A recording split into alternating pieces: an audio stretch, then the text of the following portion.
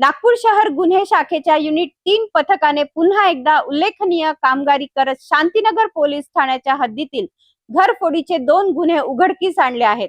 या कारवाईत एका आरोपीसह एका विधी संघर्षग्रस्त बालकाला ताब्यात घेण्यात आले असून त्यांच्या ताब्यातून 82,000 रुपयांचा मुद्देमाल जप्त करण्यात आला आहे। नागपूर शहर गुन्हे शाखेच्या युनिट 3 पथकाने शांतीनगर पोलीस ठाण्याच्या हद्दीतील घरफोडीच्या 2 गुन्ह्यांचा यशस्वी उलगडा केला आहे।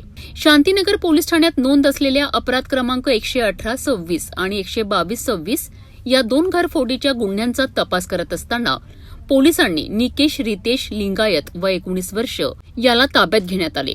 तसेच एका विधी संघर्षग्रस्त बालकालाही पोलिसांनी ताब्यात घेतले आहे। चौकशी दरम्यान या दोघांनी संबंधित घरफोडीच्या गुन्ह्यांबाबत माहिती दिल्याने दोन्ही गुन्ह्यांचा उलगडा करण्यात पोलिसांना यश आलेत। या कारवाई दरम्यान आरोपींकडनं 5 ग्रॅम 300 मिलीग्रॅम वजनाचे सोन्याचे मंगळसूत्र ज्याची अंदाजे किंमत 70,000 रुपये आहे, तसेच 3 संगणक मॉनिटर्स किंमत 12,000 रुपये असा एकूण 82,000 रुपयांचा मुद्देमाल जप्त करण्यात आला आहे। या प्रकरणात सलमान नावाचा आणखी एक आरोपी फरार असून त्याचा शोध पोलीस घेत आहे।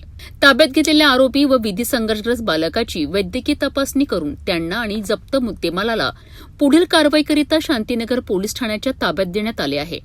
नागपूर शहरातील घरफोडीच्या गुन्ह्यांवर अंकुश ठेवण्याकरिता गुन्हे शाखेच्या युनिट 3 कडनं सातत्याने कारवाई सुरू असल्याचे या निमित्ताने पुन्हा एकदा स्पष्ट झाले आहे। नागपूर गुन्हे शाखेच्या युनिट 3 ने केलेल्या या कारवाईमुळे घरफोडीच्या 2 गुन्ह्याचा उलगडा झाला असून फरार आरोपीचा शोध अद्याप सुरू आहे।